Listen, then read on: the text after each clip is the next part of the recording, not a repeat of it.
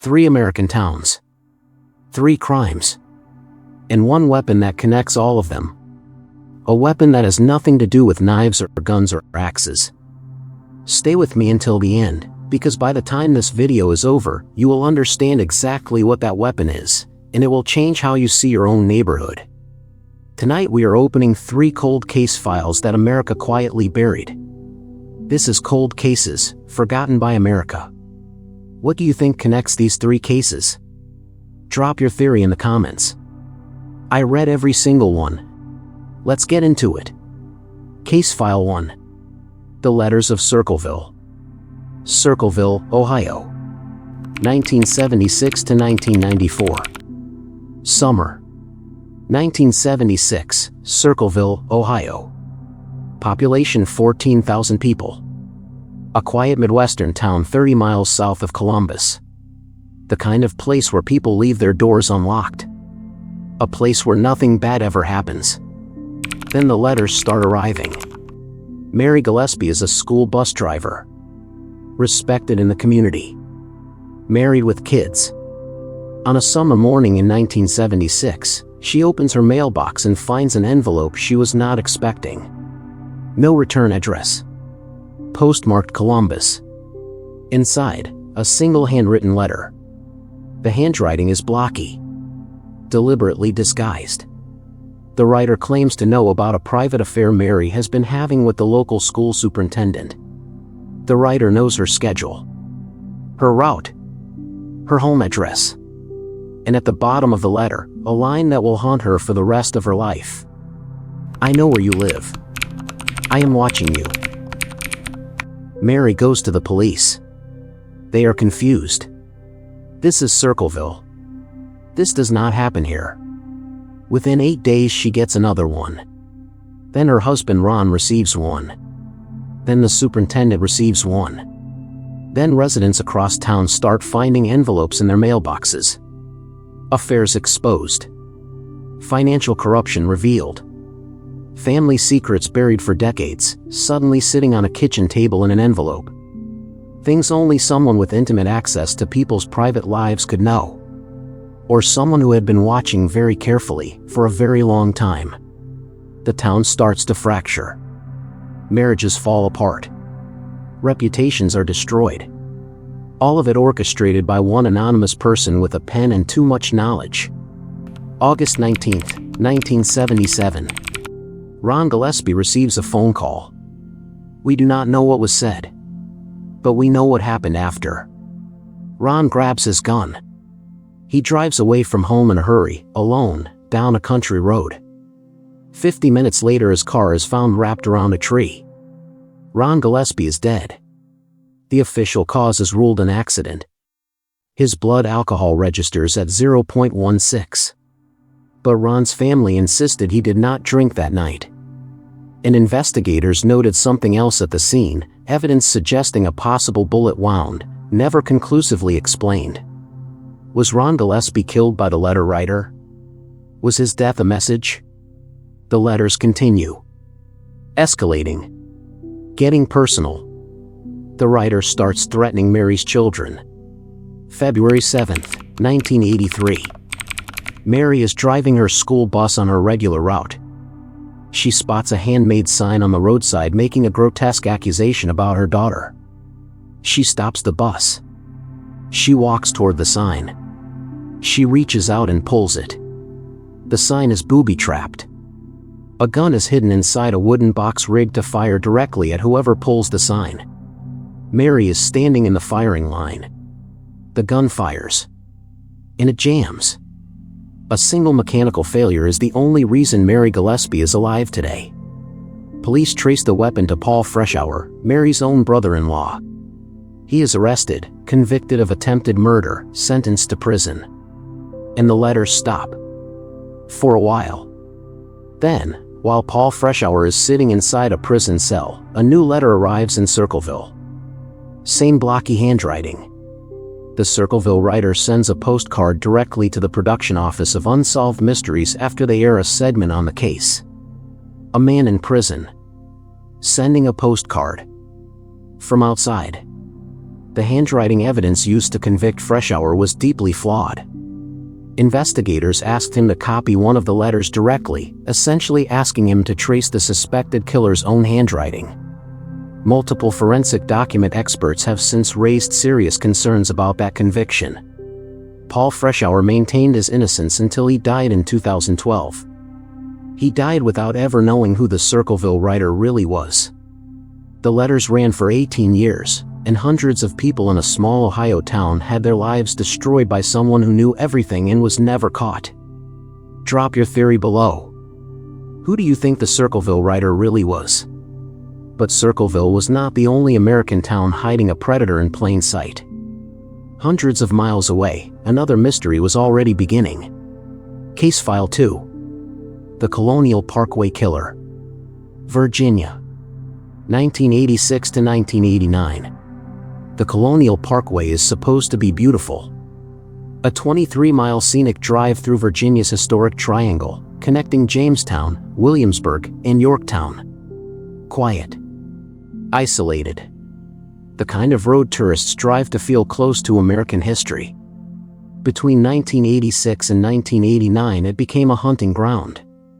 October 9, 1986. Kathy Thomas is 27, a graduate of the United States Naval Academy. Rebecca Dowski is 21, a student at William and Mary. They have been dating for months. They had plans. Friends expected to see them both on Monday morning. Nobody imagined that night would be their last. They are seen leaving a campus computer lab together that evening. Nobody sees them alive again. 3 days later, a pedestrian notices something wrong down an embankment off the parkway. An officer finds Kathy's Honda Civic pushed off the road, hidden from the highway above. Both women are inside. Their throats have been cut. Their wallets are untouched. Nothing has been stolen. The crime scene has been staged. Whoever did this knew the road. Knew exactly which pull-off was invisible from above. 11 months later, September 1987. David Knobling, 20, and Robin Edwards, 14, spend an evening together. The next morning David's truck is found abandoned near the James River Bridge, keys in the ignition, wipers running across a dry windshield. 3 days later their bodies wash ashore 30 miles away. Both shot execution style. April 1988. Keith Call and Cassandra Haley, 2 college students, go on a date. The next morning Keith's car is found along the parkway. Their belongings are inside. Keith and Cassandra are never found. Not their bodies. Not a single trace. Search teams comb the area for years. Nothing. September 1989, Anna Maria Phelps and Daniel Lauer disappear on a road trip. Their remains are found 10 days later near the parkway. 4 couples. 8 victims. 3 years. Not one arrest. For over 3 decades nothing breaks. Then DNA technology catches up to the past. In January 2024, DNA evidence conclusively links a man named Alan Wade Wilmer Sr. to the murders of David Knobling and Robin Edwards. Wilmer was a fisherman who lived in the area. Never publicly named while alive. He died in 2017, spending his final years fishing on the very rivers where his victims were found. He died thinking he got away with it. In January 2026, the FBI officially connects Wilmer to the 1986 murders of Kathy Thomas and Rebecca Dowski as well. But Keith Call and Cassandra Haley are still missing. And investigators say there is still no forensic evidence linking Wilmer to the deaths of Anna Maria Phelps and Daniel Lauer. Meaning there may have been more than one predator on that road. A man who knew every overlook, every place the parkway dipped out of sight, who died without ever being questioned. That road still has secrets. Case File 3. The Villisca Axe Murders. Villisca, Iowa. June 9, 1912. This is the oldest case tonight, 114 years old. And it has never been explained, not by any court, not by any confession. The reason why is going to disturb you more than anything you have heard so far. June 9, 1912. Villisca, Iowa. Population roughly 2,000. The Moore family attends a church program that evening. Josiah and Sarah Moore, their 4 children, and 2 young neighbor girls who are staying the night, Ina Stillinger, 8, and Lena Stillinger, 12.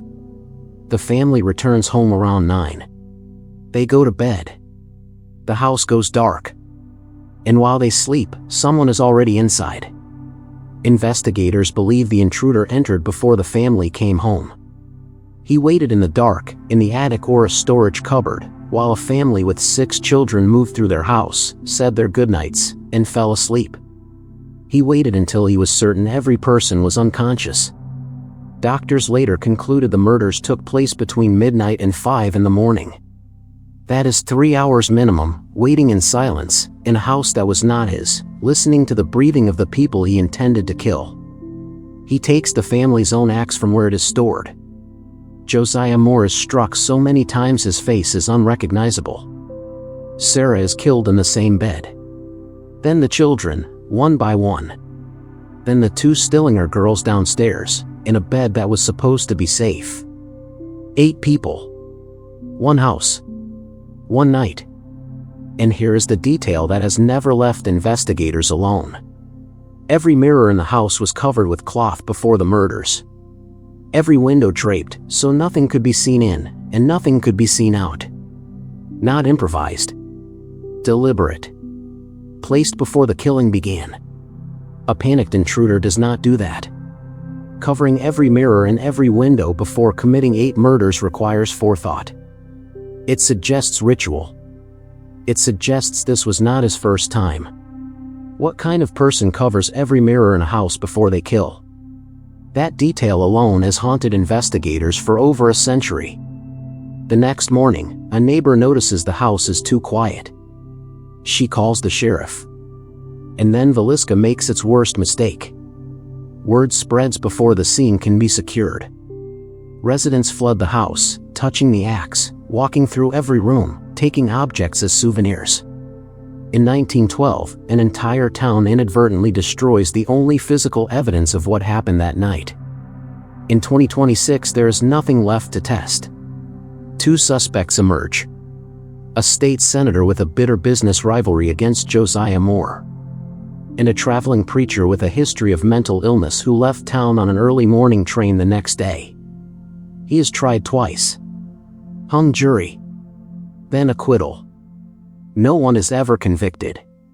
But here is what most people do not know. Between 1911 and 1912, eerily similar murders occurred across Kansas, Colorado, Illinois, and southern Iowa. Same signature. Families killed in their sleep. The household's own axe used as the weapon. Mirrors and windows covered before the killing began. Investigators believe one man may have traveled by railroad from town to town, entering homes before families returned, waiting in the dark, and vanishing before dawn. If that theory is true, Villisca is not one crime. It is one stop on a killing route that may have claimed 24 lives across the American Midwest. A man who may have simply aged out, retired, and died of something ordinary, his name never known. The Moore house still stands today on 2nd Street in Villisca. And in the attic, the space where investigators believe the killer waited, there is still nothing. No name. No face. No answer. Just the dark. So what connects a letter writer in Ohio, a fisherman in Virginia, and a man who vanished into the railroads of 1912 America? Not a weapon. Not a method. Familiarity. The Circleville writer knew the town's secrets better than the people living them. Alan Wilmer knew every inch of the Colonial Parkway, every blind corner, every place a car could disappear from view. And whoever killed the Moore family knew enough about their routine to enter the house before they came home and wait, undetected, for hours. Different decades. Different states. Different weapons. The same advantage. They were never strangers. They were always closer than anyone realized. Somewhere in America there is a grave that has never been found. Somewhere there is a letter writer whose name was never discovered. And somewhere in history, a man who slaughtered entire families may have lived out the rest of his life completely unnoticed. That is what makes cold cases terrifying. Not what we know. What we never will. If this video hit you, share it. Someone watching might know something that breaks one of these open. Next week, 3 cases where law enforcement did not just fail to solve the crime, they actively worked to bury it. Subscribe and hit the bell. Drop your theories below. Which case messed you up the most? 1, 2, or 3? All comments get a personal reply. I will see you in there.